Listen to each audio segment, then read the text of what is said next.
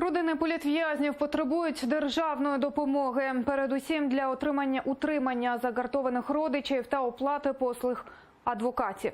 Тим часом Верховна Рада України не може розглянути законопроект, який дозволяє використати виділені державні кошти на допомогу цим родинам.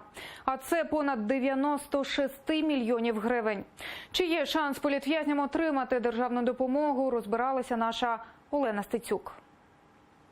Правозахисник Різа Асанов в анексованому Криму постійно спілкується з родинами тих, кого окупанти кинули за ґрати. Сьогодні він у Києві, аби донести проблему до можновладців. Я коли приїжджаю в Київ, у мене відчуття, що це інша планета, це інший світ. Каже, політв'язні потребують допомоги, передусім фінансової. Там, в анексованому Криму, родини таких людей ізгої, їх навіть не беруть на роботу. При цьому, опинившись без годувальника, дружини чи діти в'язнів потребують величезних грошей. Основное, на что нужны деньги, это на содержание политзаключенных. Это питание их, это правовая их защита. Если есть два судебных заседания, каждый адвокат на любом судебном заседании в день стоит $100. Ще рік тому народний депутат Мустафа Джемілєв разом із Міністерством з питань тимчасово окупованих територій зареєстрував законопроект про визнання політичними в'язнями осіб, позбавлених свободи з політичних мотивів, за рішенням органів влади Російської Федерації, а також механізм надання їм державної підтримки. Згідно документу, політв'язні або їхні родини щомісяця отримуватимуть грошову допомогу у розмірі 2 мінімальних зарплат, правову допомогу та медичне обслуговування. Мустафа Джемілєв розповідає, згодом з'явилися іще 2 схожі законопроекти, але вони здебільшого розраховані на заручників на Донбасі. И вообще, я думаю, здесь было процедурное нарушение. Надо было рассмотреть тот законопроект, который я подал. За это готов был проголосовать весь комитет, и этот законопроект давно ждут. Ну вот, получилась вот такая ситуация. И все время откладывается. Принимать этот закон надо очень срочно, потому что уже выделены средства под этот законопроект, но они не могут быть использованы.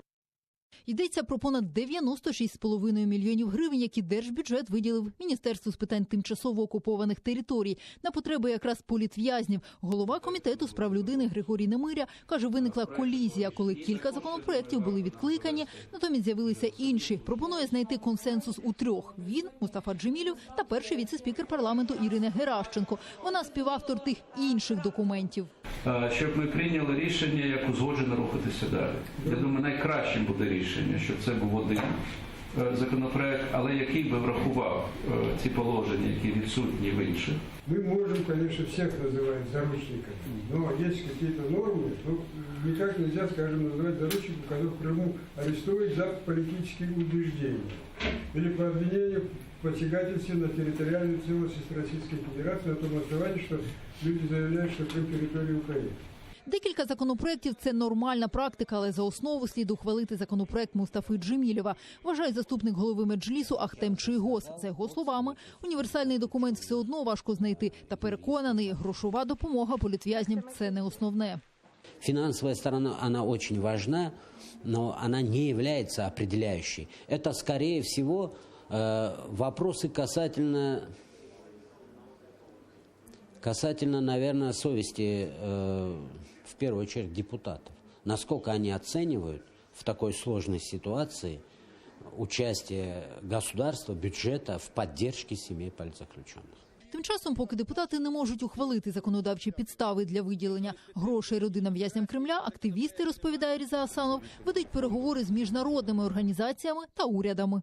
Сейчас мы предоставили список, это в Европейский парламент и в Госдепартамент Соединенных Штатов Америки, список предоставили из 92 человек. Это полный список всех, кто преследуется. И всех, кого уже преследуют, кто уже отсидел. За якими ознаками? На ознаках именно по политическим мотивам. При цьому допомоги потребують вже понад 110 дітей-політв'язнів. За даними медійної ініціативи за права людини, нині 71 особа вважаються в'язнями Кремля. 39 осіб утримують в анексованому Криму, 32 – в Російській Федерації. Олена Стецюк, Максим Кондратенко, Заман, АТР.